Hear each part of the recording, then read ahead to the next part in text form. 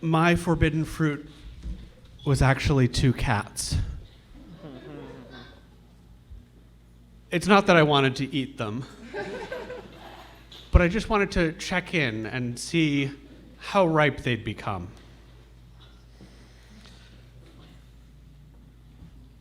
This goes back about 10, 11 years before President Obama was elected. You remember him, nice fellow, lived down 95 a ways.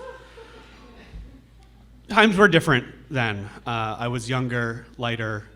I could eat more without ill effects. And I had a lovely group of coworkers, friends, colleagues.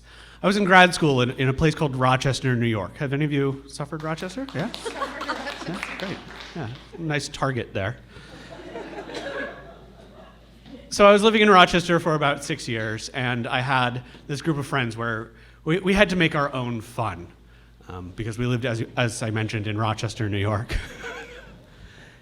And we would come up with all sorts of things, right? Friday happy hour, great, that's one thing. Interdepartment kickball games that got violent, that's a different thing. And so the summer of '98, a lot was going on. I had just passed my qualifying exam. I had moved into a new apartment. I was seeing a young lady whom I'm no longer seeing. I'll spoil that. It was sticky in July, and I started a joke that I wanted to stick. It's Mohawk and Mustache August is coming up, I said to my friends. Neil, that's not a thing. Yeah, it is. Well, how does Mohawk and Mustache August happen? Well, you shave your hair into a mohawk and you grow a mustache. If you can't grow a mustache, I have fake mustaches available for loan, as anybody should. And people shrugged, and I kept up the bit for a couple of weeks until we were nearing the end of July. And as I mentioned, there was a lot of change happening. And one thing that had changed was my friends Whitney and Andrew, their real names, I'm so sorry. They said, hey, Neil, we have to go out of town. Can you check in on our cats, Ren and Stimpy, also their real names. They're orange cats, and they look much like the cat that just walked in here, the Ruba Club cat. I said, sure, I can do that. And so they sent me some information via email because it was 2008 and we weren't using Dropbox yet to share information with each other. And I thought, great, this is all well and good information. I helped them move a couple months ago. I know what I'm doing. So their time to leave town came around, and I got their spare set of keys from Dana, another coworker. And he just passed them and said, okay, great, you have the information from Whitney and Andrew to check on Ren and Stimpy, the cats.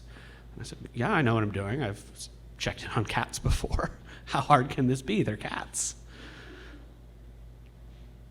So on a Friday afternoon, I was running errands, and I have not yet mentioned that by now it is August and I have a mohawk and a mustache. Not yet the full beard that you see before you today, dear friends. So I'm out running errands in gym shorts because it is Rochester and there's nobody to impress. It's 3, 4 p.m. and I'm thinking, great, I'm just going to check in on these cats, go to happy hour, have 7 beers, and we'll be done with our day. Maybe it was 8. I pulled up to my friend's block, and they live in a sweet little block. The neighborhood is called Swilberg because there used to be a lot of pig farms there. Use your imagination. It's cute now. There's like a little one-screen movie theater. There's a 4th wave coffee roaster. It's quite lovely. And I walked up to the house, and I thought, something seems a little strange. I thought they'd done more gardening. Well, maybe not. They're busy people. Maybe, So I flipped open my phone. It's 2008. I don't have a smartphone yet. And I dialed my friend Patty, who knows all about our friends, right? You have that friend. And as I'm dialing Patty and waiting for her to pick up, I'm looking in like the kitchen door window, about this tall. And I'm trying to see if there's cats in there named Ren and Stimpy. There were dirty dishes, and there was some mail piled up, and I thought, oh gosh, they didn't clean before they left. Whatever. And as Patty picked up and I started to say, what house do Whitney and Andrew live at, the door flew open.